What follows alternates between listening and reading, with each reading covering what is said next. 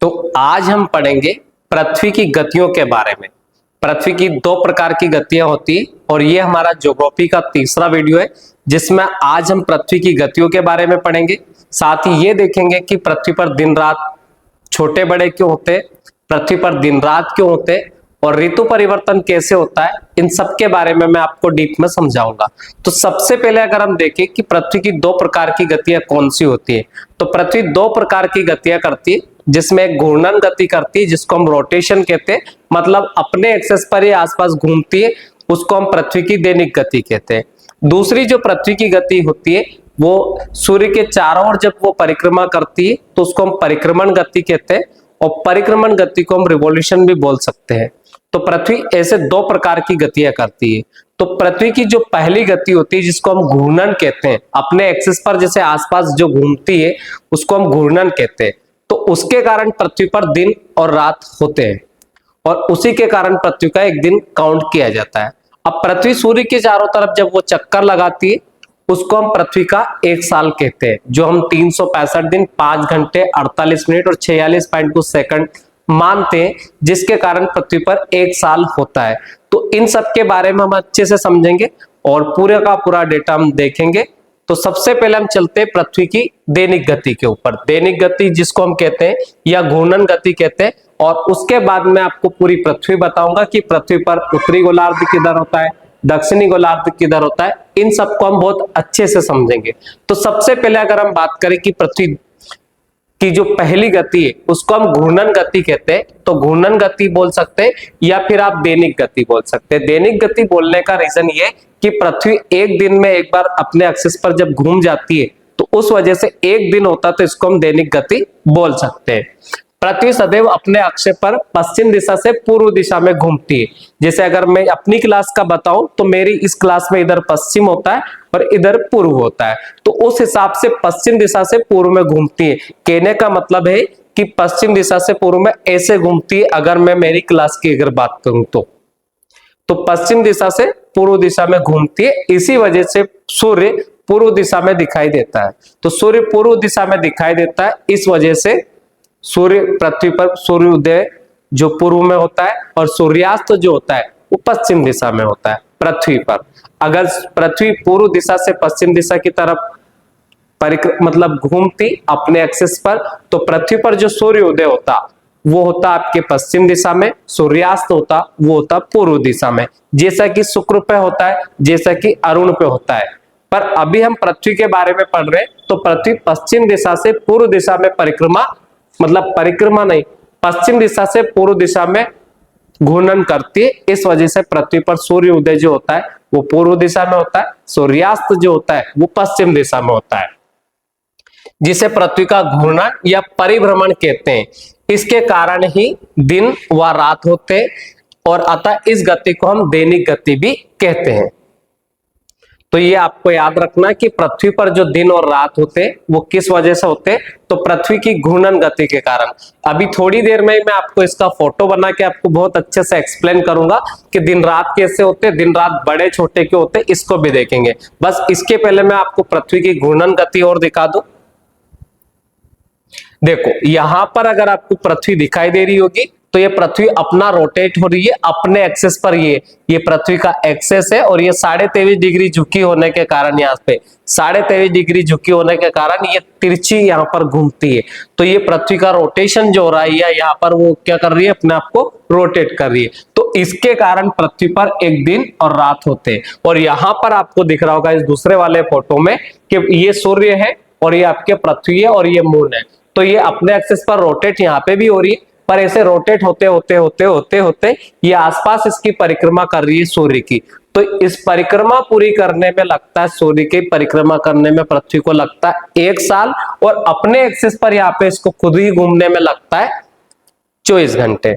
तो इसको हम 1 साल कहते हैं, इसको हम कहते हैं 24 घंटे, मतलब ये एक दिन होता है। तो आपको याद रखना कि पृथ्वी अपने एक्सिस पर जितने समय में घूमती है वो हमारा एक दिन होता है, जितने समय में सूर्य की परिक्रमा करती है वो हमारा 1 साल होता है। तो ये चीज पे आपको फोकस करना है। तो सूर्य की एक परिक्रमा जब वो करती है तो वो हमारा 1 साल, और अपने एक्सिस पर जितने समय में वो रोटेट हो पाती, मतलब घूर्णन कर पाती, वो हमारा होता है 1 दिन। जैसा आपने वो लट्टू देखा होगा, तो लट्टू 2 प्रकार की गति करता है। तो एक तो वो अपने एक्सिस पर घूमता है और वो घूमते घूमते भी घूम सकता है। तो ऐसे भी पृथ्वी भी 2 प्रकार की गतियां करती है। पहला मैंने आपको बता दिया घूर्णन, दूसरा आपको मैंने बता दिया परिक्रमण। घूर्णन को हम रोटेशन, परिक्रमण को हम रिवॉल्यूशन कहते हैं। रिवॉल्यूशन के कारण होता है 1 साल, रोटेशन के कारण होता है 1 दिन। अब जो दूसरी वाली गति है इसको हम परिक्रमण या वार्षिक गति इसलिए कहते हैं क्योंकि जो घूर्णन गति है उसके कारण दिन होता है, तो उसको हम दैनिक गति कहते थे। अब इसको हम वार्षिक गति क्यों कहते हैं? क्योंकि इसके कारण एक वर्ष होता है। पृथ्वी अपने एक्सिस पर घूमने के साथ साथ सूर्य के चारों ओर एक दीर्घ वृत्ताकार मार्ग में गति करती है, जिसे हम परिक्रमण या वार्षिक गति भी कहते हैं। पृथ्वी को सूर्य की एक परिक्रमा पूरा करने में 365 दिन और 6 घंटे लगभग में, वैसे 365 दिन 5 घंटे 48 मिनट 46 सेकंड के आसपास लगते, बट हम औसत में 6 घंटे बोल सकते हैं। अपने परिक्रमा पथ में पृथ्वी सूर्य के चारों ओर 29.8 किलोमीटर पर सेकंड के वेग से चक्कर लगाती है। तो पृथ्वी की 2 प्रकार की गतियां होती है, एक होती है घूर्णन गति, दूसरी होती है परिक्रमण गति। घूर्णन गति के कारण होता है पृथ्वी पर दिन, परिक्रमण गति के कारण होता है पृथ्वी पर रात।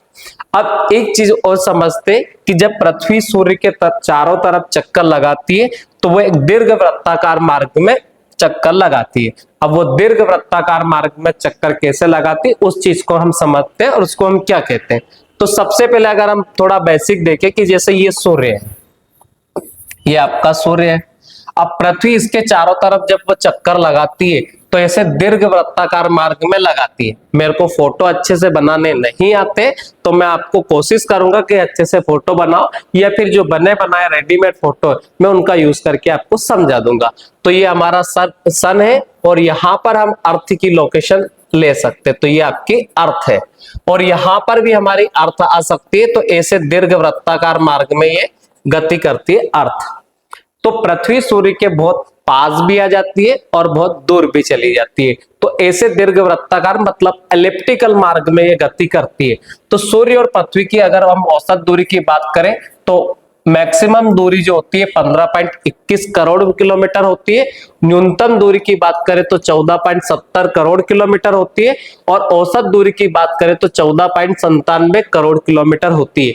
ये न्यूनतम दूरी होती है, ये मैक्सिमम दूरी होती है और ये औसत दूरी होती है। तो पृथ्वी की सूर्य से जो औसत दूरी की अगर हम बात करें तो 14.97 मतलब 97 करोड़ किलोमीटर होती है। न्यूनतम दूरी की अगर हम बात करें तो 14.70 करोड़ किलोमीटर होती है।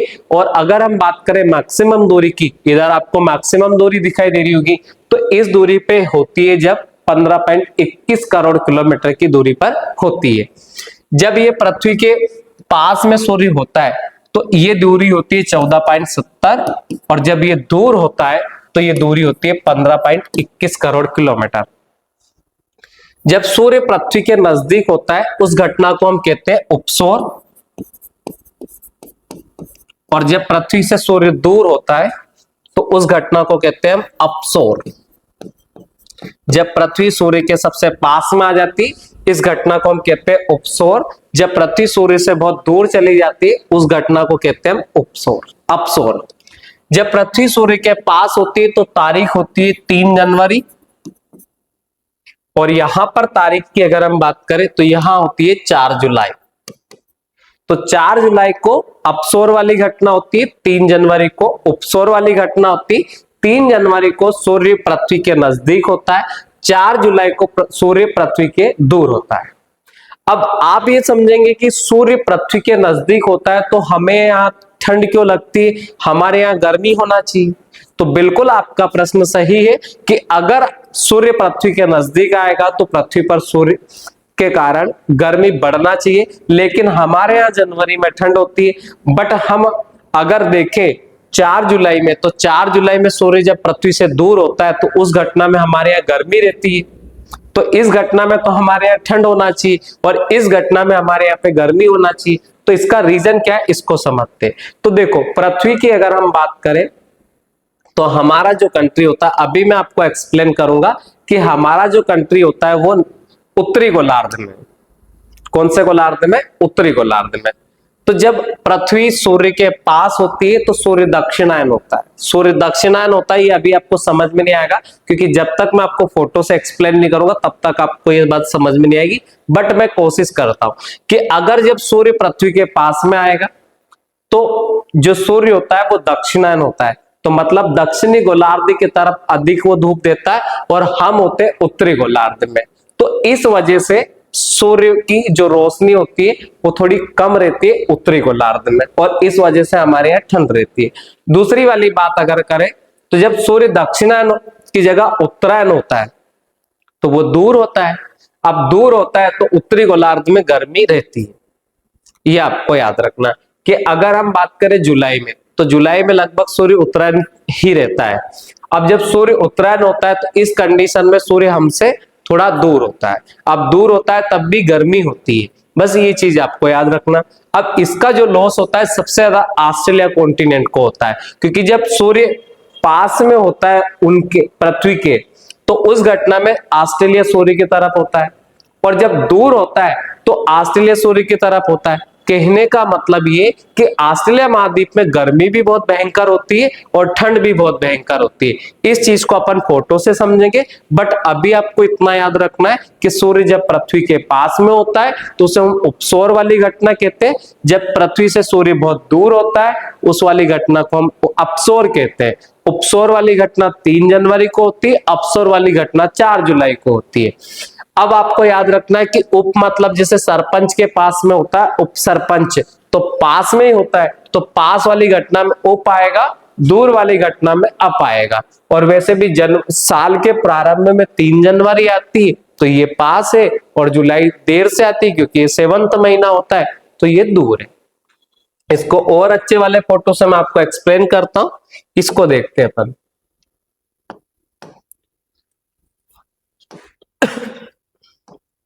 देखो इस फोटो में आपको अच्छे से दिखाई दे रहा होगा कि ये हमारा सूर्य है, ये हमारी पृथ्वी है और ये हमारा पृथ्वी है। ये वाली घटना आपको यह दिखाई दे रही होगी 147.1 मिलियन है तो वो 14.70 करोड़ किलोमीटर है। तो ये वाली जो घटना घटती ये 3 जनवरी को घटती है। जब 3 जनवरी को घटती है तो सूर्य पृथ्वी के इसमें बहुत पास आ जाता है और इस वाली घटना में सूर्य पृथ्वी से दूर रहता है। जब इसमें सूर्य पृथ्वी से दूर रहता है तो इस घटना को कहते हैं हम उपसौर, इस घटना को हम कहते हैं अपसौर। इसमें आपको आता है जुलाई उपसौर वाली अपसौर वाली कंडीशन में, और उपसौर वाली कंडीशन को अगर हम देखें तो ये 3 जनवरी को घटती है। तो ऐसे दीर्घ वृत्ताकार मार्ग में पृथ्वी सूर्य के चारों तरफ परिक्रमा करती है। तो इसको हम एपीहेलियन या अपसौर, इसको पेरिहेलियन या उपसौर हम कहते हैं। अगर आपको यहाँ पे भी समझ में नहीं आया तो एक चीज मैं आपको यहाँ बता देता हूं, ये है। तो अगर हम ये सूर्य के चारों तरफ आपकी पृथ्वी परिक्रमा कर रही है, इस वाली स्थिति में पृथ्वी सबसे नजदीक आती है तो 14.70 या 71 करोड़ किलोमीटर यहाँ होती है और ये मैक्सिमम दूरी इधर रहती है। तो ये 4 जुलाई को ये घटना घटती तो इसको इस समय 15.21 करोड़ किलोमीटर की पृथ्वी और सूर्य के बीच में दूरी होती है। ये घटना 3 जनवरी को घटती है, ठीक है। और ये उपसौर और अपसौर वाली रेखा जो सूर्य के केंद्र से होकर गुजरती है इसको हम एप्साइड लाइन भी बोलते हैं। तो ये चीज आपको याद रखनी है, ठीक है। अब मैं आपको बताता हूं पृथ्वी पर दिन रात क्यों होते, दिन रात बड़े छोटे क्यों होते और ऋतु परिवर्तन क्या होता है। और जो मैंने आपको एक्सप्लेन करा उसी चीज को हम पढ़ेंगे भी सही। तो सबसे पहले अभी हम देखेंगे कि पृथ्वी पर दिन और रात क्यों होते हैं। तो सबसे पहले मैं आपको फोटो बना देता हूं कि ये हमारी पृथ्वी है। पृथ्वी पे अगर हम बात करें तो सपोज मान लीजिएगा कि यहाँ आपका सन है, सूर्य यहाँ पर है। अब मैंने एक लाइन खींची है, ये एक्सिस है हमारा। तो आपको ये याद रखना कि एक समय में आधी पृथ्वी पर दिन होता है और आधी पृथ्वी पर रात होता है। इसका रीजन क्या है कि जो सूर्य की रोशनी होती है वो आधी पृथ्वी पर एक टाइम पर जा सकती है, बाकी पे नहीं जा सकती। जैसे अगर सामने से मेरे इधर लाइट चल रही है तो मेरे आगे फ्रंट एरिया पे आपको उजाला दिखेगा और पीछे वाले एरिया पे के अगर हम बात करें तो वहां अंधेरा होगा। जैसे ये डिब्बा है, मैं आपको बताऊं तो इस पे आगे उजाला है और पीछे इस पे क्या है, अंधेरा है। तो अगर हम इसी बात को समझे तो इधर यहाँ पर डे है और इधर आपका नाइट। ये आपको याद रखना कि ये आपकी लाइन आपको आधी पृथ्वी इसके उधर दिखाई दे रही होगी, आधी पृथ्वी इसके इधर है। तो इस वाले भाग पर पृथ्वी के इस वाले भाग पर दिन है, इस वाले भाग पर रात है। अब जैसे ये इधर रोटेट होती जाएगी, इधर रोटेट होती जाएगी, तो इस वाले भाग पर इधर दिन आता जाएगा और उधर भीतर वाले भाग पर रात आती जाएगी। ये चीज याद रखना है।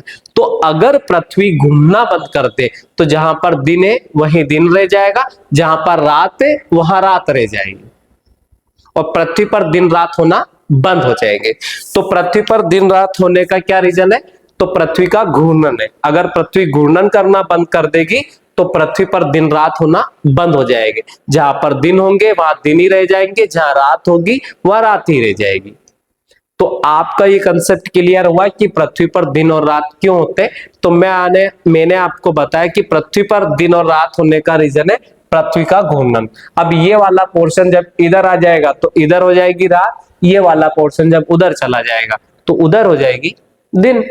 और अगर सूर्य इधर होता तो इधर वाले भाग पर दिन होता, उधर वाले भाग पर रात होती। तो ये वाली बात आपको समझ में आई कि पृथ्वी पर दिन और रात क्यों होते हैं।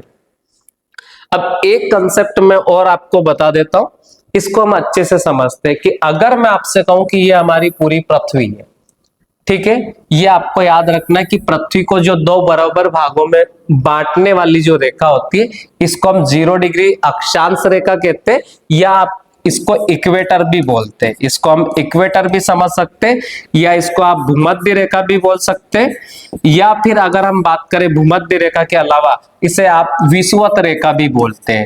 तो अलग अलग तरीके से आप कैसे भी इसको समझ सकते हैं। ये 0 डिग्री अक्षांश रेखा है, इसे हम इक्वेटर भी कहते हैं, विषुवत रेखा भी कहते हैं, या इसको हम भूमध्य रेखा कहते हैं। भूमध्य रेखा पूरी भूमि को 2 भागों में बांटती, इसके ऊपर वाले भाग को उत्तरी गोलार्ध, नीचे वाले भाग को दक्षिणी गोलार्ध हम कहते हैं। अब पूरी पृथ्वी को 2 भागों में इस रेखा ने बांटा है, तो इसके जो ऊपर है उसको हम कहते हैं उत्तरी गोलार्ध, इसके जो नीचे वो होता है दक्षिणी गोलार्ध। ये आपको याद रखना, ठीक है। एक इसमें कर्क रेखा भी होती है। ऐसे सारा का सारा ग्लोब में आपको एक्सप्लेन करूंगा कि अक्षांश रेखा क्या होती है, देशांतर रेखा क्या होती है, बट अभी आपको 3 रेखा पे फोकस करना है। एक जो 23.5 डिग्री उत्तरी अक्षांश में जो रेखा होती है उसको हम कर्क रेखा कहते हैं। क्या कहते हैं? कर्क रेखा। ट्रॉपिक ऑफ कैंसर आप बोल सकते हैं इसको। दूसरा जो 23.5 डिग्री दक्षिणी गोलार्ध में होती है इसको हम कहते हैं मकर रेखा, इसे टॉपिक ऑफ कैप्रिकॉर्न भी कहते हैं। तो नीचे वाली जो दक्षिणी गोलार्ध में होती है इसको हम मकर रेखा कहते हैं, उत्तरी गोलार्ध में जो होती है वो कर्क रेखा कहते हैं। तो अगर हम बात करें भारत की तो भारत इसमें यहां कहीं स्थित है, तो भारत उत्तरी गोलार्ध में स्थित है। इसके नीचे अगर हम बात करें तो इस भूमध्य रेखा के नीचे दक्षिणी गोलार्ध है। अब मैं थोड़ा सा आपको लोकेशन बताना चाहूंगा कि इसमें हमारा कॉन्टिनेंट कहां पर है, भारत कहां पर है, अमेरिका कहां पर है, उसके बाद हम इसके कंसेप्ट को आगे पढ़ेंगे। आज थोड़ा सा आपको टाइम लगेगा, बट आपको समझना जरूरी है कि पूरा अगर पृथ्वी की बात करें तो पृथ्वी पे कौन से महासागर कहां पर है, कौन सा कॉन्टिनेंट कहां पर है, इस चीज को हम थोड़ा बेसिक से समझते, उसके बाद अपन देखेंगे।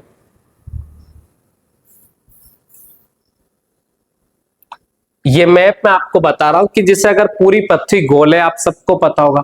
अब पूरी की पूरी पृथ्वी को जब ऐसे खोल दिया जाए तो पूरी पृथ्वी पर आपको ऐसे लोकेशन दिखेगी।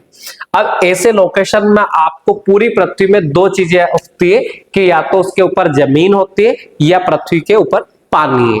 अब जो जमीन वाला भाग है वो ये कलरफुल है, और जो वाटर है तो ये आपको ब्लू कलर दिख रहा होगा पूरी पृथ्वी पर, ये वाटर वाला भाग है। तो सबसे पहले मैं आपको जमीन वाला भाग बता देता हूं कि जमीन वाला भाग कौन सा कहां पर है। तो देखो, सबसे पहले मैं आपको यहां पर बता देता हूं इक्वेटर कौन सा, जो भूमध्य रेखा कौन सी है। तो इस भूमध्य रेखा को अपन समझ लेते हैं। तो ये लाइन जो मैं आपको यहाँ पे ड्रा कर रहा हूं ये भूमध्य रेखा वाली लाइन है, जो आपको सफेद कलर से दिख रही होगी। तो ये जो मैंने लाइन ड्रा करी है इसके ऊपर का उत्तरी गोलार्ध है, इसके नीचे का दक्षिणी गोलार्ध है, ठीक है। अब इसके ऊपर वाली पृथ्वी अलग है और नीचे वाली पृथ्वी अलग अपन मान रहे, क्योंकि इसको अपन उत्तरी गोलार्ध कहते हैं, इसके नीचे वाले भाग को हम दक्षिणी गोलार्ध कहते हैं।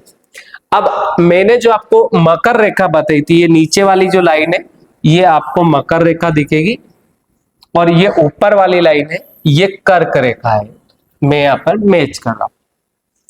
तो ये 3 रेखाएं मेजरली है। अब सबसे पहले पूरी पृथ्वी को 2 भागों में बांटा गया, एक तो जल में और थल में। आपका जो जल है ये ब्लू कलर है और थल है जो रंग बिरंगा कलर आपको दिख रहा है, ये थल है। अब अगर हम जल की बात करें तो ये 70 या 71% के आसपास आपको देखने को मिलेगा और 30% के आसपास पर आपको जमीन मिलेगी। तो जल और थल का जो रेशियो 7:3 है, ये आपको रखना चाहिए याद। अब अगर मैं आपको बात करूं तो ये जो थल वाला भाग है इसको 7 भागों में बांटा गया है, जिसको हम महाद्वीप कहते हैं।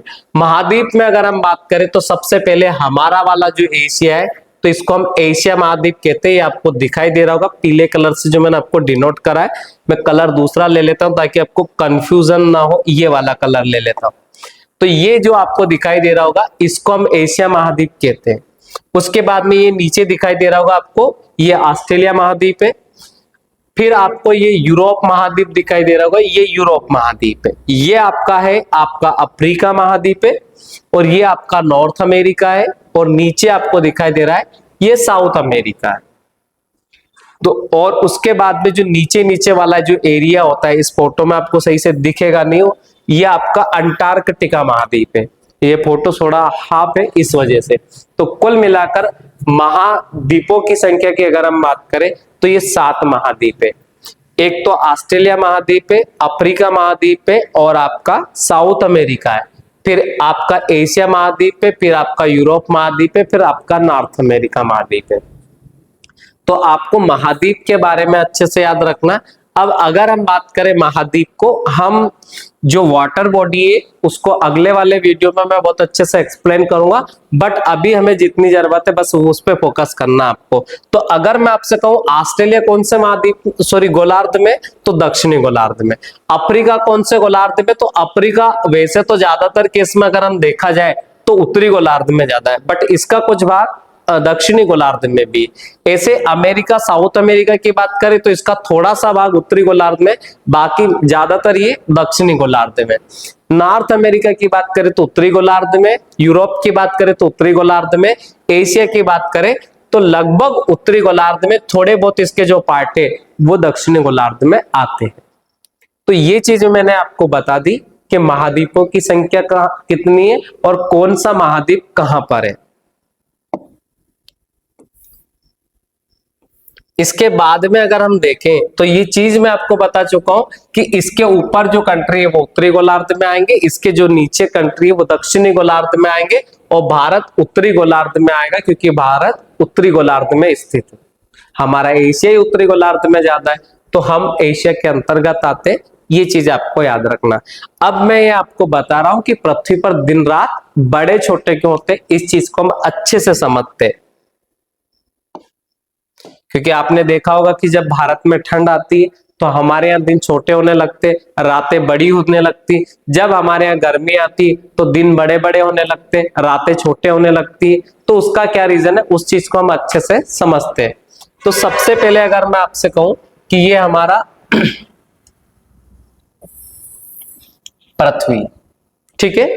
अब अगर हम बात करें इस पृथ्वी पर तो ये आपका यहाँ पर आपको मिलेगा नॉर्थ पोल और ये है आपका साउथ पोल और ये हमारी पृथ्वी का है एक्सिस, ठीक है। एक्सिस का मतलब है ये हमारी पृथ्वी की धुरी है। आपको पता होना चाहिए कि पृथ्वी 23.5 डिग्री से झुकी हुई है। अभी मैंने आपको बताया कि सूर्य इधर है, जब सूर्य इधर साइड होगा तो इस घटना को हम नॉर्थ मतलब सूर्य के उत्तरायण वाली कंडीशन समझेंगे। सूर्य जब इधर होगा तो ये दक्षिणायन वाली कंडीशन होगी। अब इस चीज को हम समझेंगे कि सूर्य इधर होगा तो सूर्य दक्षिणायन होगा, सूर्य जब उधर होगा तो उत्तरायण होगा। दूसरी वाली बात है कि ये खड़ी लाइन है, यहाँ से आधी पृथ्वी उधर है, आधी पृथ्वी इधर है। उसके बाद में अगर हम देखें तो ये भूमध्य रेखा है, पृथ्वी को 2 बराबर भागों में यहाँ से बांटती। ऊपर वाला उत्तरी गोलार्ध है, नीचे वाला दक्षिणी गोलार्ध है। अगर आपको यहाँ कहीं पे भी कम समझ में आए तो आप मुझे कमेंट में बता सकते हैं। मैं अगले वाले वीडियो में जो यहाँ पे कम समझ में आए वो अगले में बता दूंगा, बट आप मुझे बता देंगे तो मेरे को पता चल जाएगा, ताकि मैं अगले वीडियो में इसको और अच्छे से समझा दूं। हालांकि मैं कोशिश करूंगा यहाँ आपको बिल्कुल भी कंफ्यूजन ना आए। और जियोग्राफी जो है वो रटने वाली चीज नहीं, कंसेप्ट वाली चीज है, कंसेप्ट वाली चीज है। तो इसको आपको अच्छे से कंसेप्चुअली पढ़ना चाहिए। तो सबसे पहले ये आड़ी रेखा है, तो इनको हम अक्षांश कहते हैं। ये आड़ी रेखा मैं आपको यहां पर बना रहा हूं।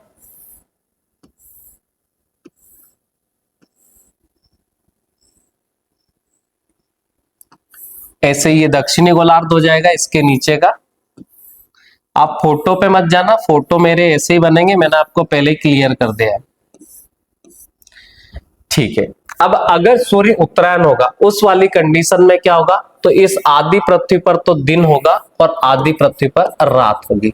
तो इधर वाले भाग पर दिन होगा, इधर वाले भाग पर रात होगी। और ये वाली कंडीशन जो मैं आपको एक्सप्लेन कर रहा हूं, ये उत्तरायण वाली कंडीशन। कौन सी कंडीशन है? सूर्य के उत्तरायण वाली। अब मैं आपको बता दूंगा कि सूर्य उत्तरायण कब से कब तक होगा, बट अभी आपको इतना लोड नहीं लेना। अभी बस इतना फोकस करना है कि सूर्य उत्तरायण होगा तो सूर्य इधर है बस, और इधर ही दिन होगा। अब आप यहां पर अच्छे से देखेंगे, ये जो मैंने लाइनें खींची है यहां पर, अब ये पूरी की पूरी पृथ्वी पूरा का पूरा राउंड यहां से घूमेगी, ऐसे ऐसे रोटेट होगी। अब जो नॉर्थ पोल है ये वहां का वहीं आ रहा है घूम घूम के, तो इसका मतलब है कि सूर्य की लाइट यहाँ पे तो 24 घंटे रहनी है।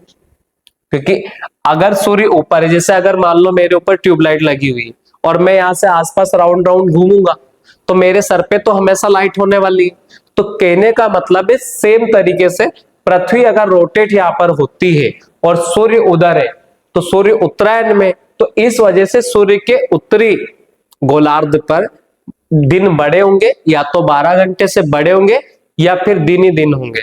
तो अगर नॉर्थ पोल पे हम देखेंगे तो ये 24 घंटे के दिन होते हैं। और आप इस लाइन के इधर यहाँ पर रात वाला हिस्सा है, तो ये वाला हिस्सा अगर घूम घूम के यहाँ आएगा तो ये दक्षिणी गोलार्ध है, तो दक्षिणी गोलार्ध पे 24 घंटे की रातें होंगी। तो आपने पढ़ा होगा कि उत्तरी ध्रुव पर और दक्षिणी ध्रुव पर 6-6 महीने तक दिन होते हैं और 6-6 महीने तक रात होती है। तो जब सूर्य उत्तरायण होता है तो 6 महीने तक दिन होगा कहां पर? उत्तरी गोलार्ध के उत्तरी ध्रुव पर, और 6 महीने तक रात कहां होगी? दक्षिणी ध्रुव पर। तो ये आपको याद रखना है। मैंने क्या बताया आपको कि सूर्य उत्तरायण, अब ये पृथ्वी कितना भी रोटेट हो जाए पर यहाँ पर हमेशा दिन रहेगा। इस लाइन के उधर उजाला है, इस लाइन के अंदर अंधेरा है, बस इतना याद रखो आप। तो इस यहाँ पर 24 घंटे तक दिन होने वाला है, यहाँ पर 24 घंटे तक रात होने वाली। अब अगर हम उत्तरी ध्रुव से, अभी सूर्य उत्तरायण है, अब यहाँ पर आप देखेंगे कि ये आपको लाइन दिखाई दे रही है, यहाँ ये भूमध्य रेखा है। तो इस भूमध्य रेखा पर पूरी पृथ्वी पर दिन और रात बराबर ही होते हैं। ये भूमध्य रेखा पर हमेशा दिन और रात बराबर होते हैं। 24 घंटे का दिन होता है, 12 घंटे का दिन होता है और 12 घंटे की रात होते हैं। अब जैसे इस भूमध्य रेखा से आप उत्तरी गोलार्ध में जाते जा रहे हैं, तो आपको ये वाला पोर्शन दिखाई दे रहा होगा, ये दिन बड़े होते जा रहे हैं इतने इतने, क्योंकि ये वाली लाइन यहाँ से इधर ज्यादा दिख रही होगी और इधर कम दिख रही है। तो कहने का मतलब दिन का भाग बढ़ गया और रात का भाग छोटा हो गया। फिर और उत्तरी गोलार्ध में हम चलते हैं तो ये वाला हिस्सा और बढ़ता जा रहा है और दिन रातें छोटी होती जा रही है। तो कहने का मतलब यहाँ आए तो और बड़ा हो गया, यहाँ आए तो और बड़ा हो गया, यहाँ आए तो दिन ही दिन हो गया। तो इसका मतलब ये हुआ कि जब सूर्य उत्तरायण होता है तो उत्तरी गोलार्ध में जाने पर दिन बड़े होते जाएंगे और रातें छोटी होती जाएगी। फिर अगर हम यहाँ से दक्षिणी गोलार्ध की तरफ चलते भूमध्य रेखा से, तो आप इधर देखेंगे कि ये वाली रातें बड़ी होती जा रही है और दिन वाला पार्ट छोटा होता जा रहा है। यह रात और बड़ी हो गई, ऐसे रात यहाँ बड़ी होती जा रही है और दिन कैसा होता जा रहा है? छोटा होता जा रहा है। इस चीज को आपको अच्छे से समझना है। देखो यहां से अगर हम देखेंगे तो ये लाइन आप देखेंगे तो ये लाइन इधर बड़ी है और इधर कैसी है? छोटी है। नीचे और लाइनें बड़ी होती जा रही है। तो जब सूर्य उत्तरायण होगा, जब हम दक्षिणी गोलार्ध में जाएंगे भूमध्य रेखा से, तो रातें बड़ी होती जाएगी और दिन छोटे होते जाएंगे। यहाँ आएगा तो दिन तो थोड़ा सा बचेगा और रात इतनी बड़ी हो जाएगी। यहाँ पर आप पहुंचोगे तो रात मतलब दिन खत्म ही हो जाएगा और रात ही रात आएगी। तो जब सूर्य उत्तरायण होगा तो 6 महीने तक रात कहां पर होगी? तो 6 महीने तक जो रात होगी वो होगी दक्षिणी ध्रुव पर। अब इसके विपरीत अगर सूर्य उधर होगा तो इस घटना को हम कहते हैं सूर्य का दक्षिणायन। और जब सूर्य का दक्षिणायन होता है तो उत्तरी गोलार्ध में ठंड होती है, ये आपको याद रखना है, और दक्षिणी गोलार्ध में गर्मी होती है। अभी सूर्य जब उत्तरायण था तो उत्तरी गोलार्ध में गर्मी थी, ये आपको याद रखना है। और अभी रियलिटी कि हम बात करें आज की कंडीशन में, तो सूर्य दक्षिणायन जा चुका है और भारत में ठंड बढ़ने लगी है और ठंड आ गई है। और जैसे जैसे ठंड खत्म होने लगेगी सूर्य फिर उत्तरायण होने लगेगा। तो अब ये जो घटना है ये दक्षिणायन वाली है, और दक्षिणायन का मतलब है कि इधर वाले भाग पर दिन होगा और इधर वाले भाग पर नाइट होगी। ये आपको याद रखना। कहां से? तो इस लाइन के इधर दिन है, इधर रात। अब ये पृथ्वी वैसे ही घूमेगी। जब ये पृथ्वी ऐसे घूमती जाएगी तो आप यहां देखेंगे कि यहां पर हमेशा लाइट ही रहने वाली है। तो इस दक्षिणी ध्रुव पर 24 घंटे तक दिन होने लगेगा और इस उत्तरी ध्रुव पर 24 घंटे रात होने लगेगी। तो जब सूर्य दक्षिणायन होता है तो दक्षिणी ध्रुव पर 24 घंटे दिन होगा और उत्तरी ध्रुव पर 24 घंटे की रात होगी। अब भूमध्य रेखा से, ये भूमध्य रेखा आपको दिखाई दे रही होगी, तो भूमध्य रेखा से आप दक्षिणी ध्रुव की तरफ जाओगे तो ये इधर वाले पोर्शन दिन है और इधर वाले रात। जब दक्षिणी ध्रुव पर जाओगे, दक्षिणी ध्रुव की तरफ जाते जाओगे तो दिन बड़े होते जाएंगे और रातें छोटी होती जाएगी। और अगर यहां से आप उत्तरी गोलार्ध में चले जाते हैं, उत्तरी गोलार्ध में, तो आपको यहां देखने को मिलेगा कि ये दिन छोटे होते जा रहे हैं और रातें बड़ी होती जा रही है। ठीक है, तो ये चीज आपको याद रखना है। और अगर फिर भी आपको कंफ्यूजन होता है तो आप इतना याद रखना है बस कि जिधर सूर्य होता है उधर दिन बड़े होते हैं उसी गोलार्ध में, और उसी गोलार्ध में रातें छोटी होती है। और अपोजिट गोलार्ध में दिन छोटे होते, रातें बड़ी होती, और अपोजिट गोलार्ध में ठंड भी होती। और जिस गोलार्ध में जिस तरफ सूर्य होता है उधर गर्मी होती है और दिन भी उधर ही बड़े होते हैं। अगर हम भारत की बात करें तो हमारे जैसे मार्च अप्रैल के बाद गर्मियां बढ़ जाती है, तो उस समय सूर्य उत्तरायण होता है। जब सूर्य उत्तरायण होता है तो हमारे यहाँ गर्मी होती है, और हमारे यहाँ गर्मी होती है जब भी हमारे यहाँ दिन बड़े होते हैं। जब हमारे यहाँ ठंड होती है तो सूर्य दक्षिणायन होता है। तो जब सूर्य दक्षिणायन होता है तो दक्षिणी गोलार्ध में दिन बड़े होते हैं और वहां पे गर्मियां होती, और दक्षिणी ध्रुव पर 24 घंटे का दिन होता है। और उस केस में उत्तरी गोलार्ध में दिन छोटे होते हैं, रातें बड़ी होती है। तो 100 बात की एक बात, बस आपको एक ही चीज पे फोकस करना है कि सूर्य उत्तरायण है तो उत्तरी गोलार्ध में दिन बड़े, उत्तरी गोलार्ध में गर्मी, और दक्षिणी गोलार्ध में ठंड, दक्षिणी गोलार्ध में दिन छोटे। बस ये याद रखना। फिर दक्षिणी गोलार्ध में दक्षिणायन होगा जब सूर्य, तो दक्षिणी गोलार्ध में दिन बड़े, दक्षिणी गोलार्ध में 24 घंटे तक दक्षिणी ध्रुव पर दिन, उत्तरी गोलार्ध में रातें बड़ी, और उत्तरी ध्रुव पर 24 घंटे की रात। बस इतना फोकस आपको याद रखना है। तो सूर्य जिधर होगा उधर ही दिन बड़ा होगा, उधर रातें छोटी होगी और गर्मी होगी। बस इतना याद रखना है। अब सूर्य उत्तरायण हो कि दक्षिणायन हो, बस इतना याद रखना कि हम उत्तरी गोलार्ध में, तो जब सूर्य उत्तरायण होगा तो भारत में गर्मी होगी, जब सूर्य दक्षिणायन होगा तो भारत में ठंड होगी। बस इससे ज्यादा आपको लोड नहीं लेना। अगर फिर भी समझ में नहीं आया हो तो आप मुझसे पूछ सकते हो, मैं अगले वीडियो में आपको और अच्छे से एक्सप्लेन कर दूंगा। बट आप मुझे कमेंट कर देना कि मुझे ये चीज समझ में नहीं आई, तो मैं आपको अगले वीडियो में अच्छे से एक्सप्लेन कर दूंगा।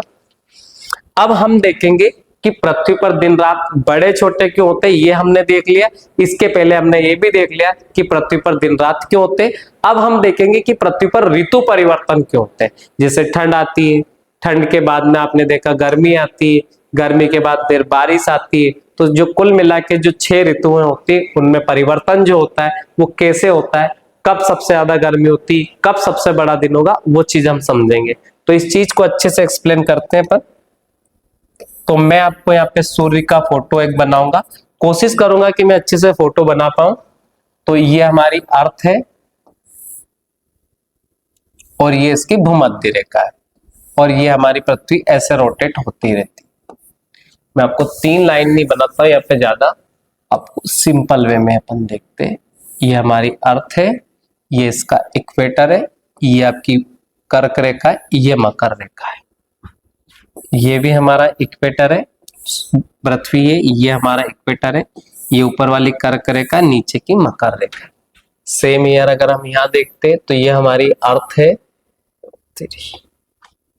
ये हमारी अर्थ है, ये इक्वेटर है, ये कर्क है, ये मकर रेखा है। सेम यहाँ पे भी हम देखेंगे तो ये हमारी इक्वेटर हो गया, ये कर्क मकर हो गई, ऊपर वाली कर्क रेखा हो गई, और ये आपका एक्सिस हो गया। यहाँ पे भी आपको देखते तो ऐसे ऐसे 4 बार ये पृथ्वी की कंडीशन आपको दिख रही है। बीच वाला सन है और आसपास जो है ये अर्थ है। मेरे फोटो पे मत जाना, फोटो ऐसे ही बनेगा, मुझे इससे अच्छा फोटो नहीं आता, बट मैं एक्सप्लेन अच्छे से कर दूंगा, ये मैं गारंटी आपको देता हूँ। तो सबसे पहले ये जो बीच वाली रेखा है इसको भूमध्य रेखा कहते हैं, ऊपर वाले को कर्क रेखा हम कहते हैं, और नीचे वाले को हम मकर रेखा कहते हैं। इसको tropic of cancer, tropic of capricorn, ये आपका इक्वेटर हो जाएगा। सब जगह यही आपको दिखेगा। अब देखो ये वाली जो कंडीशन होती है ना, तो सूर्य की इस कंडीशन में अभी सूर्य उत्तरायण है, तो इस पर जब कर्क रेखा पर सूर्य की किरणें जब लंबवत होती है, तो ये तारीख होती है 21 जून की। क्या होती है? 21 जून की। जब सूर्य की किरणें मकर रेखा पर, नीचे वाली है मकर रेखा, मकर रेखा पर परपेंडिकुलर पड़ती है, तो ये तारीख होती है 22 दिसंबर की। क्या होती है? 22 दिसंबर। जब सूर्य की किरणें भूमध्य रेखा के ऊपर पड़ती है, भूमध्य रेखा मतलब इक्वेटर पर, तो ये जो घटना घटती है ये घटती है 21 मार्च को। जब सूर्य की किरणें भूमध्य रेखा पर पड़ती है इधर भी, तो ये घटना घटती है 23 सितंबर को। कब घटती है? 23 सितंबर को। तो ये साल का पूरा सिस्टम चलता रहता, हम अच्छे से एक्सप्लेन करेंगे, आप ध्यान दें। सबसे पहले अगर मैं बताऊं आप लोगों को कि 21 जून जब होता है, मतलब पूरी जो पृथ्वी है सूर्य के आसपास चक्कर लगाती, तो जब सूर्य के आसपास चक्कर लगाती तो ये पोजीशन बचती है। सूर्य भी क्या करता है, सूर्य इस पृथ्वी के इस वाले भाग से इस वाले भाग तक ऊपर नीचे तक हो पाता है, ना तो सिर्फ कभी भी नॉर्थ पोल साइड होता है, ना कभी भी बहुत साउथ पोल साइड होता है। ये 3D में आपको दिखाई देगा। सूर्य बहुत 3D में एकदम जस्ट बगल में नहीं खड़ा, जैसे ये कैमरे के बगल में नहीं खड़ा हूं, जैसे मैं कैमरे के बगल में खड़ा हूं, ऐसे सूर्य पृथ्वी के बगल में नहीं है। अगर पृथ्वी यहां है तो 3D में सूर्य बहुत ऊपर है इसके, तो एक कंडीशन में कि एक यहाँ होगा एक यहाँ होगा, तो इस कंडीशन को हम साउथ नॉर्थ पोल बोल सकते हैं, और अगर सूर्य इधर होगा तो इसको हम साउथ पोल वाला कंडीशन बोल सकते हैं। अभी बस आपको याद रखना कि जब हमारे यहाँ गर्मी होती है तो सूर्य की किरणें कर्क रेखा के ऊपर परपेंडिकुलर होती है। जब सूर्य की किरणें कर्क रेखा के ऊपर परपेंडिकुलर होती है तो उत्तरी गोलार्ध का सबसे बड़ा दिन होता है, और इसी दिन हम योग दिवस मनाते। तो ये उत्तरी गोलार्ध का सबसे बड़ा दिन हो जाएगा। जब उत्तरी गोलार्ध का सबसे बड़ा दिन होगा तो ये दक्षिणी गोलार्ध का सबसे छोटा दिन होगा, क्योंकि सब ज्यादातर लोग उत्तरी गोलार्ध में रहते हैं। अमेरिका, भारत, चीन, रूस, जापान जैसे डेवलप्ड कंट्री, ब्रिटेन, पूरा यूरोप जैसे कंट्री उत्तरी गोलार्ध में, और दक्षिणी गोलार्ध में सिर्फ ऑस्ट्रेलिया, दक्षिण अमेरिका और अफ्रीका के कुछ हिस्से। तो हम उत्तरी गोलार्ध के हिसाब से समझेंगे। तो उत्तरी गोलार्ध का सबसे बड़ा दिन होता है 21 जून को, और उत्तरी गोलार्ध का जो दिन होता है वो गर्म भी होता है। उत्तरी गोलार्ध में गर्मी होती है जून के महीने में। फिर अगर हम इसके जस्ट अपोजिट देखें तो उत्तरी गोलार्ध की बजाय दक्षिणी गोलार्ध में ठंड होती है जब सूर्य उत्तरी गोलार्ध में होता है और कर्क रेखा के ऊपर परपेंडिकुलर होता है। तो सबसे छोटा दिन होता है दक्षिणी गोलार्ध का, और सबसे बड़ी रात होती, सबसे छोटा दिन होता है दक्षिणी गोलार्ध का, ये आपको याद रखना। और सब अगर हम बात करें 22 दिसंबर की, तो 22 दिसंबर की अगर हम बात करें तो 22 दिसंबर को ये नीचे वाली मकर रेखा के ऊपर परपेंडिकुलर होता है सूर्य। जब 22 दिसंबर को मकर रेखा के ऊपर परपेंडिकुलर होता है तो इस घटना में दक्षिणी गोलार्ध का सबसे बड़ा दिन होता है और सबसे गर्म भी होता है, क्योंकि ऑस्ट्रेलिया में भयंकर गर्मी होती है दिसंबर में, जब हमारे यहाँ भयंकर ठंड होती है। तो 22 दिसंबर को उत्तरी गोलार्ध का सबसे छोटा दिन होगा। हम इंडियन है तो हमने पढ़ा है कि 21 जून सबसे बड़ा दिन होता है, सबसे छोटा दिन होता है 22 दिसंबर, जबकि 22 दिसंबर उत्तरी गोलार्ध का सबसे छोटा होता है, पर दक्षिणी गोलार्ध में सबसे बड़ा दिन 22 दिसंबर ही होता है। तो ये चीज याद रखना। फिर जब ये वाली घटना होती है 23 सितंबर वाली, तो 23 सितंबर को भूमध्य रेखा के ऊपर ये परपेंडिकुलर होता है, और सेम कंडीशन होती है 21 मार्च को भी भूमध्य रेखा के ऊपर परपेंडिकुलर होता है। तो 21 मार्च और 23 सितंबर को पूरी पृथ्वी पर दिन रात बराबर होते हैं। और उस समय आपने देखा होगा 23 सितंबर में अगर हम देखें तो ना तो बहुत ज्यादा गर्मी होती ना बहुत ज्यादा ठंड होती। सुबह सुबह ठंड लगती है, रात को ठंड लगती, दिन में भयंकर गर्मी होती है। और 21 मार्च को भी ऐसा होता है कि सुबह सुबह ठंड होती, रात को ठंड होती, पर दिन में गर्मी होती। तो 21 मार्च और 23 सितंबर को पूरे पृथ्वी पर दिन और रात बराबर होते हैं। और 21 जून को उत्तरी गोलार्ध का सबसे बड़ा दिन होता है और 22 दिसंबर को दक्षिणी गोलार्ध का सबसे बड़ा दिन और उत्तरी गोलार्ध का सबसे छोटा दिन होता है। जबकि दक्षिणी गोलार्ध का सबसे छोटा दिन होता है 21 जून को।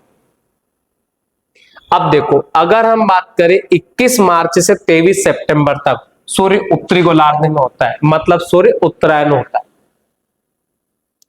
और 23 सितंबर के बाद से 21 मार्च तक सूर्य दक्षिणायन होता है। और आज अगर हम बात करें, अब नवंबर चल रहा है, तो अभी सूर्य कैसा है, दक्षिणायन हो गया है। और जब से ही दक्षिणायन सूर्य हुआ है तो उत्तरी गोलार्ध में दिन छोटे होने लग गए और रातें बड़ी होने लग गई। और जैसे ही उत्तरी गोलार्ध में दिन छोटे होने लगेंगे, इसका मतलब ठंड आने लगेगी। ये चीज आपको याद रखना। और आप देखेंगे भी सही ऋतु परिवर्तन, देखो मार्च में गर्मी होती, यहां से गर्मी आती तो ये अच्छी से गर्मी रहती, गर्मी कम होने लगती तो बारिश शुरू होती, बारिश बढ़ती कम होती, उसके बाद ठंड शुरू होती है और ठंड अच्छे से लेवल पे आती, उसके बाद ठंड धीरे धीरे धीरे कम होने लगती है। ऋतु परिवर्तन की बात अगर हम करें तो जैसे कि अगर हम अभी देखें तो सबसे पहले यहाँ 21 मार्च में बसंत ऋतु होती, बसंत के बाद में ग्रीष्म ऋतु आती, ग्रीष्म ऋतु के बाद में वर्षा ऋतु आती, वर्षा ऋतु के बाद में आती शरद ऋतु, शरद ऋतु के बाद में हेमंत आती और हेमंत के बाद में आती हेमंत के बाद में आती शीत ऋतु। अब शीत के बाद में फिर बसंत, फिर आपकी ग्रीष्म। तो ऐसे ये ऋतु परिवर्तन होता रहता है। तो आपको किस चीज पे फोकस करना है कि पूरी पृथ्वी पर दिन रात बराबर कब होते हैं, तो 21 मार्च और 23 सितंबर को। उत्तरी गोलार्ध का सबसे बड़ा दिन कौन सा होता है कि 21 जून को। दक्षिणी गोलार्ध का सबसे बड़ा दिन कब होता है तो 22 दिसंबर को। दक्षिणी गोलार्ध का सबसे छोटा दिन कब होता है तो 21 जून को। और उत्तरी गोलार्ध का सबसे छोटा दिन कब होता है तो 22 दिसंबर। ये चीज आपको याद रखनी। अब अगर हम बात करें पूरी पृथ्वी पर जब दिन और रात बराबर होते या सूर्य की किरणें भूमध्य रेखा के ऊपर परपेंडिकुलर होती है तो उसको हम इक्विनॉक्स पढ़ते हैं। क्या पढ़ते हैं, इक्विनॉक्स, या फिर इसको हम विषुव भी कहते हैं। तो विषुव दो होते हैं, ये आपको याद रखना है। अब ये ठंड में होता है तो ये शरद ऋतु में होता है तो इसको शरद विषुव कहते हैं हम। और ये बसंत में होता है, बसंत ऋतु में, तो 21 मार्च को हम बसंत विषुव कहते हैं। तो ये हो जाएगा आपका बसंत विषुव, ये आपको याद रखना। तो बसंत विषुव आता है 21 मार्च को, शरद विषुव आता है 23 सितंबर को। क्योंकि शरद विषुव आता है तो शरद ऋतु शुरू हो जाती है, बसंत विषुव आता है तो बसंत ऋतु शुरू हो जाती है। हमारे यहाँ बसंत ऋतु 21 मार्च में आती है, जबकि दक्षिणी गोलार्ध में 23 सितंबर को आती है। हमारे यहाँ शरद विषुव की अगर हम बात करें तो 23 सितंबर को होता है, जबकि दक्षिणी गोलार्ध में 21 मार्च को होता है। इस चीज को कंसेप्चुअली आपको समझना है। तो ऋतु परिवर्तन कैसे होता है ये मैंने आपको अच्छे से इसमें बता दिया। दिन रात बड़े छोटे क्यों होते हैं ये भी मैंने आपको बता दिया। उत्तरी गोलार्ध में दिन बड़ा कब होते हैं और रातें छोटी कब होती है ये मैंने बता दिया। सारी चीज हम अच्छे से एक्सप्लेन कर चुके। अब जो मैंने यहाँ पर एक्सप्लेन करा है वो आपको रिटर्न एक बार और एक्सप्लेन कर रहा हूं, आप अच्छे से समझना। तो मैंने आपको उपसौर और अपसौर अच्छे से समझाया, तो उपसौर वाली घटना को एक बार हम रीड करते हैं। तो उपसौर मतलब जब पृथ्वी सूर्य के सबसे पास आती है, मैंने तारीख बताई थी 3 जनवरी को। तो पृथ्वी सूर्य की परिक्रमा दीर्घवृत्तीय कक्षा में करती है, जिसके एक फोकस पर सूर्य होता है। जब पृथ्वी सूर्य के अत्यधिक पास होती है तो उसे हम उपसौर कहते हैं। ये चीज मैंने आपको एक्सप्लेन करा था फोटो बना के। ऐसी स्थिति 3 जनवरी को होती है, ये चीज भी हमने देखी है। यानी 3 जनवरी को पृथ्वी सूर्य के सबसे निकट आती है और ऐसी स्थिति में पृथ्वी सूर्य के बीच की दूरी 14.70 करोड़ किलोमीटर की होती है। ये चीज मैंने आपको फोटो से अच्छे से समझा दी, आई होप आपको समझ में आई होगी। इसके बाद में हम देखे थे अपसौर, जब सूर्य पृथ्वी से सबसे दूर होता है उस घटना को हम अपसौर कहते हैं। अपसोर को हम एपीहेलियन पढ़ सकते हैं। पृथ्वी सूर्य से अधिकतम दूरी पर होता है या होती है तो उसे हम अपसोर कहते हैं। ऐसी स्थिति 4 जुलाई को होती है। ऐसी स्थिति में पृथ्वी और सूर्य के बीच की दूरी 15.21 करोड़ किलोमीटर की होती है, जबकि सूर्य और पृथ्वी की जो औसत दूरी है 14.97 करोड़ किलोमीटर मैंने आपको बताया। ये मैक्सिमम दूरी है, 14.70 मिनिमम दूरी है, औसत दूरी 14.97 करोड़ किलोमीटर है। फिर मैंने कहा था कि एप्साइड लाइन क्या होती है, इसको और देख लेते हैं। तो उपसोरिक और अपसोरिक को मिलाने वाली काल्पनिक रेखा सूर्य के केंद्र से जो गुजरती है उसको हम एप्साइड लाइन बोलते हैं। जो उपसोर वाली घटना और अपसोर वाली घटना जब घटती है तो वो दोनों को जब मिलाती है और सूर्य के केंद्र से जो गुजरती है उस काल्पनिक रेखा को हम एप्साइड लाइन बोलते हैं। तो उपसोर और अपसोर अच्छे से समझ में आया होगा। उसके बाद में अगर हम बात करें अक्षांश क्या होते हैं, देशांतर क्या होते हैं, तो ये थोड़ा सा मैं आपको एक्सप्लेन कर देता हूं, उसके बाद हम आगे बढ़ते। तो सबसे अगर पहले हम बात करें कि ये हमारी पृथ्वी है। अब इस पृथ्वी पर किसी भी जगह की अगर आपको लोकेशन ले ली तो उसके लिए हम अक्षांश और देशांतरी विस्तार के माध्यम से हम बता सकते हैं कि कोई देश कितना बड़ा है, कितना छोटा, उसका क्षेत्रफल कितना है, उसकी लोकेशन क्या है। तो हमने हमारी सहूलियत के हिसाब से ग्लोब बनाया और उसमें हमने 2 प्रकार की लाइनें ड्रा की, जिसको हम अक्षांश रेखाएं और देशांतर रेखाओं के नाम से जानते हैं। अब अक्षांश रेखाएं कितनी होती, देशांतर रेखाएं कितनी होती, उस चीज को हम समझते हैं। तो सबसे पहले अगर पूरी पृथ्वी की अगर हम बात करें तो पृथ्वी को 2 भागों में बांटने वाली रेखा को हम भूमध्य रेखा कहते हैं, जिसे हम 0 डिग्री अक्षांश रेखा भी बोल सकते हैं। जो आड़ी रेखा है उनको हम अक्षांश रेखा कहते हैं, जो खड़ी रेखा है उनको हम देशांतर रेखा कहते हैं। तो पृथ्वी के केंद्र से हर डिग्री पर एक रेखा खींची गई है। तो इस प्रकार से एक 90 रेखाएं ऊपर खींची गई उत्तरी गोलार्ध में और 90 रेखाएं दक्षिणी गोलार्ध में खींची गई। तो इस हिसाब से अक्षांश रेखाओं की संख्या अगर हम बात करें तो 181 हो जाती है। तो अक्षांश रेखाओं की संख्या इस हिसाब से कितनी हो जाती है, 181। ठीक है, क्योंकि 90 रेखाएं ऊपर है और 90 नीचे। अब पूरी पृथ्वी गोल है, नारंगी के समान है, तो ऊपर वाली जो रेखा होगी एक डॉट के समान होगी और नीचे वाली जो रेखा होगी वो भी डॉट के समान होगी। अब इन दोनों रेखाओं को अगर हम काउंट नहीं करते हैं तो अक्षांश रेखाओं की संख्या 179 भी हो जाती है, 179, क्योंकि 90 ऊपर की 90 नीचे की, एक 0 डिग्री। तो इनको अगर हम जोड़ दें तो 181, ऊपर नीचे के डॉट को अगर नहीं जोड़े तो 179। ये चीज आपको याद रखना है। तो ये आड़ी रेखा थी, इनको हम अक्षांश रेखा कहते हैं। ये उत्तरी अक्षांश है, ये दक्षिणी अक्षांश है। अब हम बात करते हैं देशांतर की।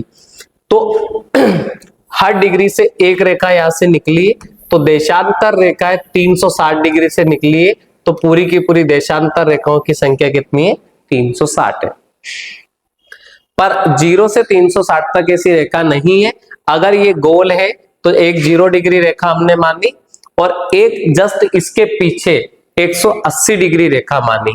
तो एक तो 0 डिग्री देशांतर रेखा है और एक 180 डिग्री देशांतर रेखा है। जो इस 0 के पूर्व में उसे पूर्वी देशांतर हम कहते हैं और इसके पश्चिम में उसको हम पश्चिमी देशांतर कहते हैं। अब पूर्व में और पश्चिमी देशांतर में अगर हम देखें तो पूर्व में भी 179 है और पश्चिम में भी 179 है। तो पश्चिम वाली, जैसे अगर ये मेरे हाथ है और ये 0 डिग्री देशांतर रेखा में हूं, तो ये राइट हैंड की तरफ पूर्वी देशांतर, लेफ्ट हैंड की तरफ पश्चिमी देशांतर। अब जो 0 डिग्री देशांतर रेखा खींची गई है वो लंदन से खींची गई है। अब लंदन से क्यों खींची गई इस चीज को मैं अगले वीडियो में अच्छे से एक्सप्लेन करूंगा। तो 0 डिग्री है वो लंदन से निकली है। अब इसके पूर्व में जो कंट्री है उसे पूर्वी देशांतर, मतलब जो रेखा है पूर्व में पूर्वी देशांतर, जो पश्चिम में इसको हम पश्चिमी देशांतर कहते हैं। अब जो सामने एक रेखा है 0 डिग्री के जस्ट सामने, वो अंतरराष्ट्रीय तिथि रेखा उसको हम कहते हैं। तो वो 180 डिग्री वाली है। तो ऐसे 0 से इधर है तो पूर्वी देशांतर, उधर है तो पश्चिमी देशांतर, सामने जो है उसको कहते हैं हम अंतरराष्ट्रीय तिथि रेखा। इस चीज को हम समझते हैं। तो खड़ी रेखाओं की संख्या देशांतर रेखा इनको हम कहते हैं और देशांतर रेखाओं की अगर हम बात करें तो इनकी संख्या 360 है। 179 इधर की, 179 इधर की, एक जीरो वाली और एक आपकी 360 वाली। तो इन सबको मिलाकर हम देखें तो ये रेखाओं की संख्या कितनी हो जाती है, 360। अब अगर हम देखें तो ये जो दो देशांतर रेखाएं आपको दिख रही होगी, तो इनके बीच में जो सबसे ज्यादा डिस्टेंस आपको कहां दिख रही है, तो वो आपको दिख रही है विषुवत रेखा के पास। अक्षांश रेखाओं के बीच में भी आपको जो डिस्टेंस देखने को मिलेगी वो भूमध्य रेखा के आसपास मिलेगी। ये चीज आपको याद रखनी है बस। अब जो मैंने आपको बताया उसी चीज को हम पढ़ रहे हैं। तो ये अक्षांश की अगर हम बात करें तो विषुवत वृत्त से उत्तर या दक्षिण दिशा में स्थित स्थान की कोणीय दूरी को अक्षांश कहते हैं। यह कोण पृथ्वी के केंद्र पर बनता है और विषुवत वृत्त की उत्तरी और दक्षिणी दिशा में हर 1 डिग्री के अंतराल से खींचे जाने पर 90 डिग्री उत्तरी अक्षांश और 90 डिग्री दक्षिणी अक्षांश बनते हैं। यानी किसी भी स्थान का अक्षांश 90 डिग्री से अधिक नहीं हो सकता। विषुवत वृत्त के उत्तरी भाग को हम उत्तरी गोलार्ध और दक्षिणी भाग को हम दक्षिणी गोलार्ध कहते हैं। अब उत्तरी गोलार्ध में जो आड़ी रेखा है उन्हें हम उत्तरी अक्षांश कहते हैं और जो आड़ी रेखा है दक्षिणी गोलार्ध में उन्हें हम दक्षिणी अक्षांश कहते हैं। ये आपको दिखाई दे रहा होगा कि ये हमारा नॉर्थ पोल है, ये साउथ पोल है। ये आपको नॉर्थ पोल का इमेज अच्छे से दिख रहा होगा। ये 0 डिग्री देशांतर रेखा है। इसके जो पूर्व में इनको हम पूर्वी देशांतर कहते हैं, इसके जो पश्चिम में इसको हम पश्चिमी देशांतर कहते हैं। ये आपको इक्वेटर अच्छे से आपको दिखाई दे रहा होगा। इसके ऊपर वाली जो आड़ी रेखा है उससे उत्तरी अक्षांश, जो आड़ी रेखा नीचे से दक्षिणी अक्षांश कहते हैं। इसके ऊपर वाले भाग को उत्तरी गोलार्ध, नीचे वाले भाग को दक्षिणी गोलार्ध। ये आपको 90 डिग्री नीचे माइनस वाली है तो साउथ वाली है और ऊपर वाली है तो पॉजिटिव रखी, उनको अपन ने उत्तरी गोलार्ध में माना। सेम हियर यहाँ पे माइनस में तो ये वेस्टर्न है और प्लस में तो ये ईस्टर्न है। अब कोई कंट्री लंदन से अगर उल्टे हाथ पर है जैसे अमेरिका है तो उन्हें हम पश्चिमी देश कहते हैं और हम है तो हम लंदन से पूर्व में आते हैं। ठीक है, अब इस चीज को हम समझते हैं कि अक्षांश क्या होती है।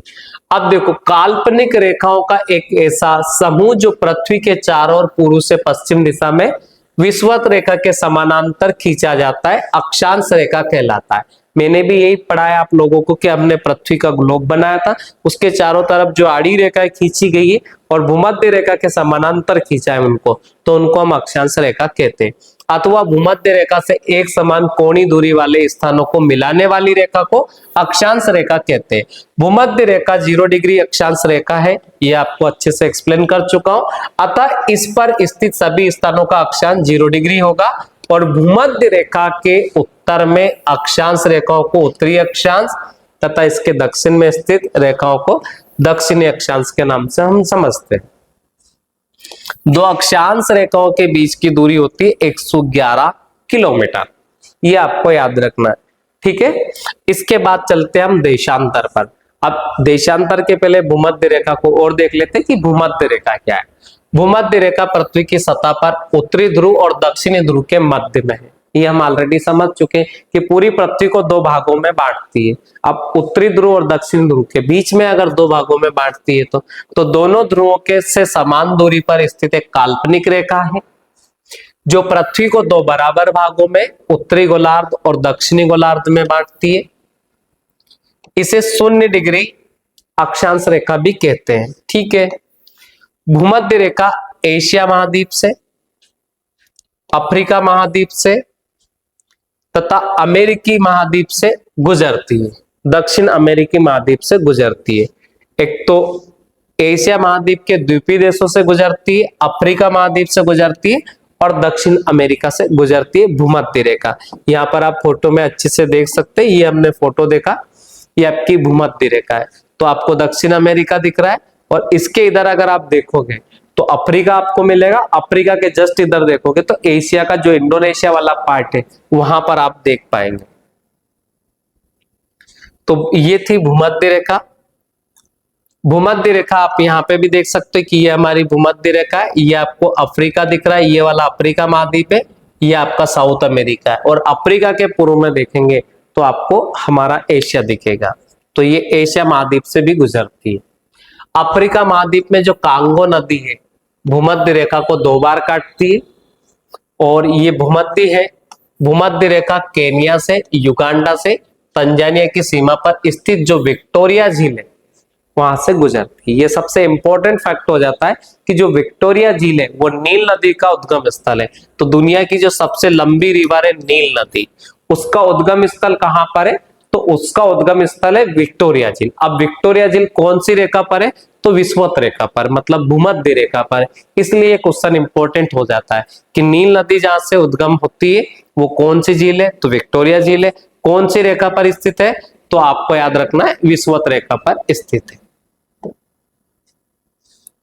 अब हम कर्क रेखा की बात करें तो कर्क रेखा उत्तरी गोलार्ध में है, विषुवत रेखा से 23.5 डिग्री की ओर उत्तर कोणीय दूरी पर स्थित है। ये मैं ऑलरेडी एक्सप्लेन कर चुका हूं। कर्क रेखा एशिया से, अफ्रीका से तथा मध्य अमेरिका से होकर गुजरती है और कर्क रेखा इन जलीय क्षेत्रों से निकलती है जैसे हिंद महासागर, अटलांटिक ओशन, मैं आपको कल ओशन पढ़ाऊंगा तो आपको अच्छे से समझ में आ जाएगा, प्रशांत महासागर, ताइवान जल संधि, लाल सागर तथा मैक्सिको की खाड़ी से ये गुजरती है। फिर हम बात करते हैं कर्क रेखा जो मिस्र की नासिर झील से गुजरती है तथा भारत में माही नदी को 2 बार काटती है। ये इंपॉर्टेंट है कि भारत में माही नदी को 2 बार काटती है। माही नदी मध्य प्रदेश के धार जिले से निकलती है और कर्क रेखा को 2 बार काटती है। अब हम बात करेंगे मकर रेखा। तो दक्षिणी गोलार्ध में जो 23.5 डिग्री वाली रेखा है अक्षांश, उसको हम मकर रेखा कहते हैं। ये दक्षिण अमेरिका से, अफ्रीका से और ऑस्ट्रेलिया महाद्वीप तीनों से गुजरती है, ये आपको याद रखना है। तो ये भी 3 कॉन्टिनेंट से गुजरती है। इसके बाद देशांतर क्या होते हैं? तो देशांतर की अगर हम बात करें तो ग्रीनविच जो रेखा है जिसको हम जीएमटी लाइन कहते हैं, जो लंदन से निकली है, तो 0 डिग्री देशांतर रेखा है और वहां से वो गुजरती है। और उसके बाद उसके जो पूर्व में है उसको हम पूर्वी देशांतर कहते हैं और जो उसके पश्चिम में उसको हम पश्चिमी देशांतर कहते हैं। तो देशांतर रेखाओं की संख्या की अगर हम बात करें तो वो 360 होती है। बस इतना आपको याद रखना है। और 2 देशांतर रेखाओं के बीच की दूरी 111.32 किलोमीटर के आसपास होती है और भूमध्य रेखा के आसपास 2 देशांतर रेखाओं के बीच की दूरी होती है अधिक, जबकि हर एक देशांतर रेखा की लंबाई बराबर होती है। खड़ी रेखा होती है उनको हम देशांतर रेखाएं कहते हैं। ये चीज आपको याद रखना है, ठीक है। और ये चीज मैं आपको बता ही चुका हूं कि 21 जून की अगर हम बात करें तो 21 जून को सूर्य कर्क रेखा पर लंबवत होता है और इसे हम कर्क संक्रांति भी कहते हैं। और इस दिन उत्तरी गोलार्ध का सबसे बड़ा दिन होता है, ये भी आपको याद रखना है। अब नॉर्वे में मध्य रात्रि का या अर्धरात्रि के समय सूर्य दिखाई देता है 21 जून को, ये भी याद रखना है।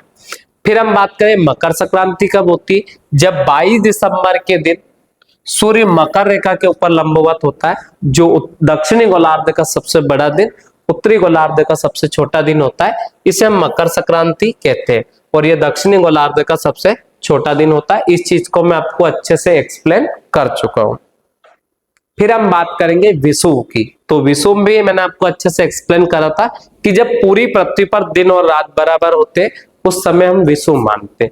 विषुव एक घटता है 23 मार्च को, एक 21 मार्च को और 23 सितंबर को। 21 मार्च की अगर हम बात करें तो उसको हम बसंत विषुव और 23 सितंबर वाले को शरद विषुव कहते हैं। ये हम उत्तरी गोलार्ध के हिसाब से देख रहे हैं, जबकि दक्षिणी गोलार्ध में जस्ट इसका अपोजिट होता है।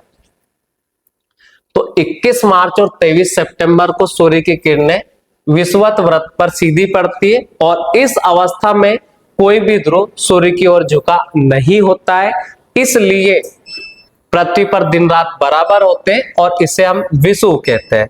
23 सितंबर को उत्तरी गोलार्ध में शरद ऋतु होती है, जबकि दक्षिणी गोलार्ध में वसंत ऋतु होती है। 21 मार्च की स्थिति में इसके विपरीत होती है, जब उत्तरी गोलार्ध में वसंत ऋतु होती है तथा दक्षिणी गोलार्ध में शरद ऋतु होती है। तो ये चीज हम ऑलरेडी एक्सप्लेन कर चुके हैं। 21 मार्च से लेकर 23 सितंबर की अवधि में उत्तरी गोलार्ध 21 मार्च से लेकर 23 सितंबर तक की अवधि में उत्तरी गोलार्ध में सूर्य का प्रकाश 12 घंटे या उससे अधिक समय तक प्राप्त होता है, अतः दिन बड़े और रातें छोटी होती है। क्योंकि ये जो घटना होती है ये सूर्य के उत्तरायण वाली होती है। जैसे उत्तरी ध्रुव की ओर बढ़ते जाते हैं, दिन की अवधि बढ़ती जाती है और रातें छोटी होती जाती है, और ध्रुव पर तो दिन की अवधि 6 महीने तक होती है। और अगर इसके जस्ट अपोजिट देखें तो हम दक्षिणी ध्रुव पर रात होती है। 23 सितंबर से 21 मार्च को सूर्य दक्षिणायन होता है और अभी भी सूर्य दक्षिणायन है। सूर्य का प्रकाश दक्षिणी गोलार्ध में 12 घंटे या उससे अधिक समय तक प्राप्त होता है। जैसे जैसे दक्षिणी ध्रुव की ओर बढ़ते जाते हैं तो दिन बड़ा होने लगता है, रातें छोटी होने लगती है और उधर गर्मी भी बढ़ती है। दक्षिणी ध्रुव पर इसी कारण 6 महीने तक दिन और उत्तरी ध्रुव पर इसी कारण 6 महीने तक रात रहेगी।